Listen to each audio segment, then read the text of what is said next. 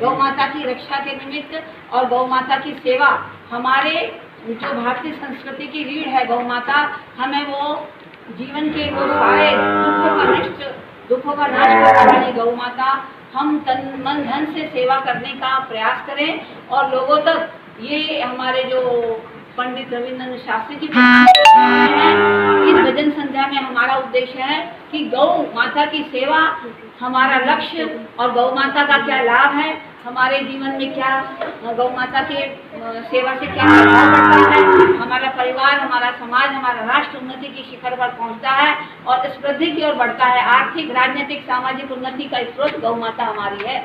पर्यावरण दूर करती है और भी स्वास्थ्य से लेकर उपलक्ष्य में हमने रखा है। हम सबसे प्रार्थना करते हैं कि इस आयोजन में सभी लोग आकर अपना समय, अपना तन मन धन से इस आयोजन का लाभ प्राप्त करें, आनंद और गौ माता की कृपा प्राप्त करें। करबद्ध निवेदन है सभी लोग इस कथा के आयोजन में आए। 7 बजे से कथा प्रारंभ हो रही है और हमारे संस्कार परंपरा का पुनर्जागरण करने के लिए जन्मदिन विवाह दिन के उपलक्ष्य में हम सबका जितने भी हमारे पदाधिकारी हैं, जितने भी हमारे अतिथि बनाएंगे, हम उनका सम्मान करेंगे। ये हमारा लक्ष्य है और जन जन तक हमारी आने वाली पीढ़ी जो है वो गौ माता की सेवा में लगे।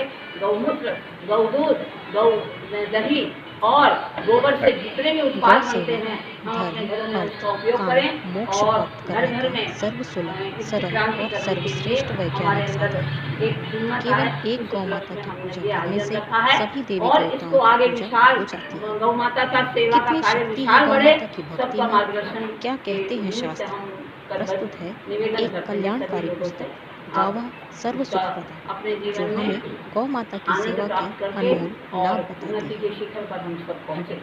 मेरा आपके माध्यम से निवेदन है। धन्यवाद बहुत। जय माता। जय। मैं आप सबसे निवेदन करना ये चाह रही थी कि गौ माता हमारी राष्ट्र की क्या है, माता है और इस माँ की रक्षा के निमित्त यदि हमारे इस माँ के प्रति श्रद्धा तब जागृत होगी जब इसके गुणों का हमें जीवन में उतारेंगे। गौ माता के घी में, गाय के दूध में, गाय के गोबर में, गाय के मूत्र में और गाय के हर एक एक रोम रोम में देवताओं का वास है। हमारे शास्त्रों में, पुराणों में कहा गया है। अब हमारे जो गुण हैं, गाय रंभाती है तो 84 प्रकार की ध्वनियाँ निकलती हैं जिससे पॉजिटिव वातावरण बनता है और जब गाय क्रंदन करती है तो 86 प्रकार की ध्वनियाँ निकलती हैं जिससे भूकंप और भूचाल आता है। 1 तोला घी जलाते हैं और 1 टन ऑक्सीजन बनती है। गाय के श्वास प्रश्वास से 24 घंटे ऑक्सीजन निकलती है। इसके रोम रोम में से गुण तत्व निकलते हैं जो हमारे स्वास्थ्य के लिए लाभदायक हैं। रीढ़ पर हाथ करने पॉजिटिव एनर्जी आती है, ब्लड प्रेशर, डायबिटीज दूर होता है। गले में हाथ करने से हमारे शरीर में पॉजिटिव एनर्जी आती है।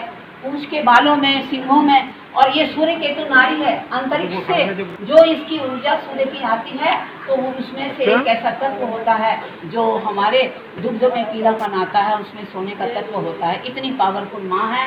और इसके गाय के पूंछ के जो बाल हैं ये भी हमारे गुरुद्वारे में चवर डुलाया जाता है इन बालों से। इतनी पवित्र चीज है।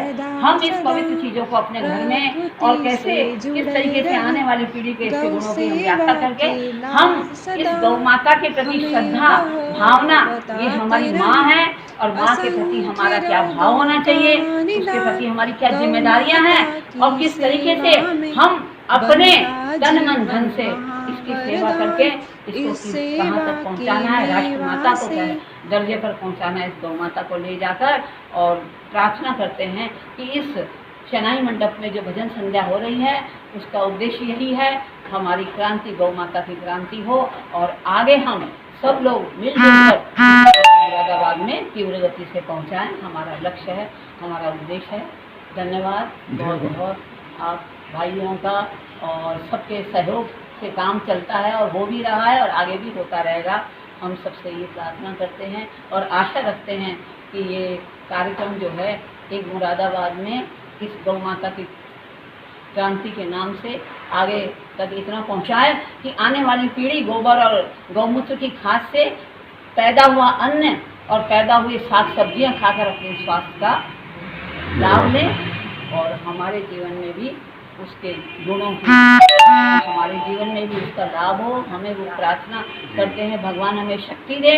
गौ माता के हमारे जीवन में श्रद्धा विश्वास के साथ हम लेकर समाज में पहुँचाएँ और आने वाली पीढ़ी को जय गौ